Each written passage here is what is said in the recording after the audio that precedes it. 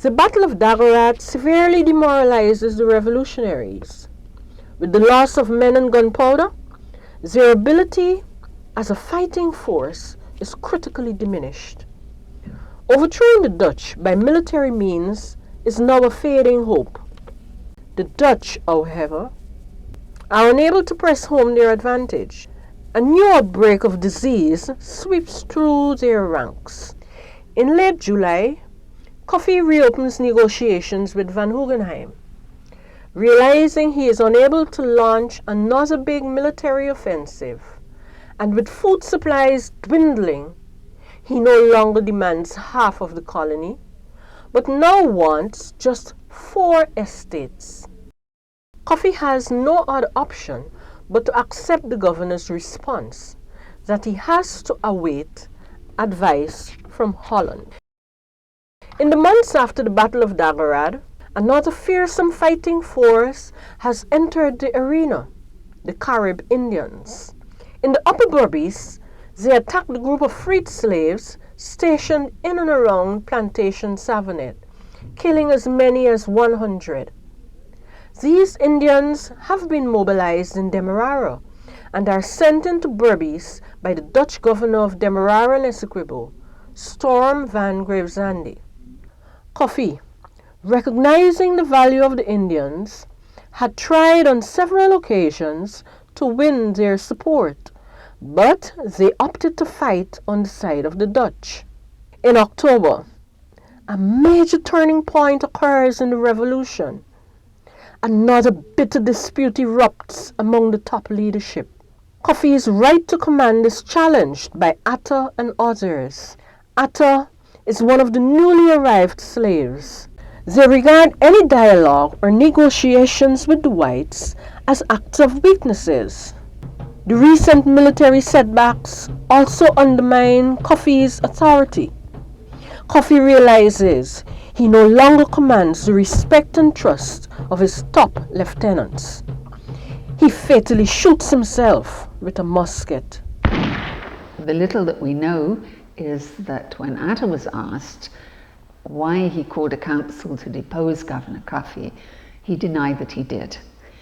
Acabrace said that, and he was rather more expansive on the subject, Acabrace said that Atta called together his army officers and asked them if Kofi was right to write all these letters to Van Hogenheim. And his army officers supported him. So Kofi then called his army officers and they supported Kofi. There is then this huge gap in the story and Kofi commits suicide. One has to infer, therefore, that Kofi really did not have the support in the army which he needed. More particularly, one supposes, since eventually Atta himself became the chief. So one must presume, in actual fact, that Kofi found that he did not have military support. And one can only presume, although somebody with perhaps more expertise in the field of African studies would probably have to say so, that within the context of some West African traditions, Kofi then decided his only option was to commit suicide. Atta assumes command of the revolution, but he does not have the vision and organizing skills as Kofi. He fails to win widespread support. The revolutionaries begin to form splinter groups along tribal lines with their own commanders. Food production quickly falls into disarray. Starvation becomes the new enemy. By now, in Holland itself, military forces have been mobilized and dispatched to Berbice. In early December 1763, 4 shiploads of reinforcement arrive with over 300 sailors and soldiers. The Dutch are now ready and able to launch an all-out counterattack. They launch a 3-pronged assault, one along the Kanji, one along the Demerara to circle the revolutionaries from the back, and the main assault up the Berbice River with 6 ships. Despite this massive military force, the battle for Berbice continues well into the next year, 1764. Many revolutionaries, now splintered into several groups, do not consider surrender an option and decide to fight to the end. A large force under Atta, the new leader of the revolution, is holed up in the Wiki Creek area. For most of January 1764, the Dutch make several attempts to overcome these forces, but without success. Atta and his men proved to be tenacious fighters, despite the superior Dutch firepower. The Dutch lose several dozen officers and soldiers. In late January 1764, the Dutch send a larger contingent of soldiers and successfully dislodge the revolutionaries from the Wiki Creek area.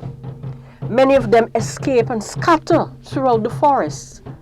Atta himself goes into further hiding. Quite apart from Atta's men in the Wiki area, the Congo Africans, under their resourceful and respected leader Akrebe, set up a maroon camp. The camp consists of 50 to 60 huts and is cleverly fortified and concealed. The Dutch forces attack his maroon camp from three sides with over 150 soldiers equipped with mortars. Akrebe has no response to this firepower and is soon captured along with most of his fighters.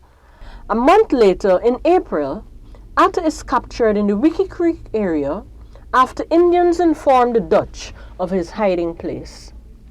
The net is closing swiftly around the remaining revolutionaries. They are gradually captured or killed by the Dutch forces, aided by the Caribs and other Amerindians. A few of the former leaders of the revolution disgracefully betray their comrades in exchange for pardons from the Dutch. In June, the last of the leaders of the Great Berbice Slave Rebellion is captured. With the suppression of the Berbice Revolt, the Dutch are ruthless in their thirst for revenge and retribution. The revolutionaries are given mock trials and sentenced to the most gruesome punishment. Some are hanged with an iron hook through their ribs and weights on their legs. Others have their arms and legs broken on the wheel. Still others, including Atta and Akrebe, are slowly burnt to death. They endure their fiery and horrendous death without flinching or crying in pain. It is their last act of defiance. In their year-long war for liberation, Kofi and his men almost brought the Dutch plantation system in the Guyanas permanently to its knees.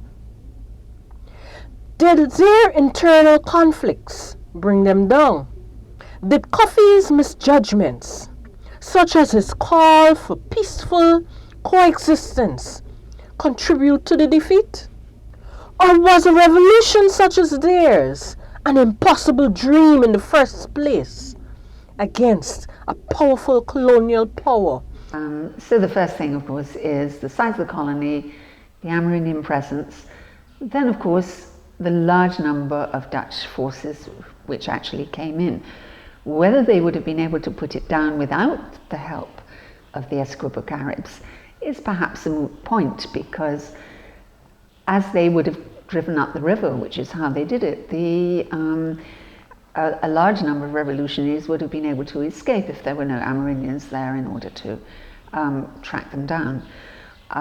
So that is perhaps an open question whether the European forces on their own could have done anything.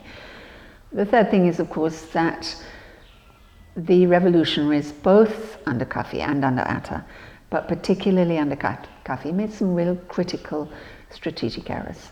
The first one is that when Kofi had the opportunity to drive the Dutch out from Post St Andrews, when they were just clinging on by their fingernails right at the edge of their colony, as it once had been, if Kofi had driven them out then, their chances of success would have improved enormously. We must continue to be inspired by their ideals.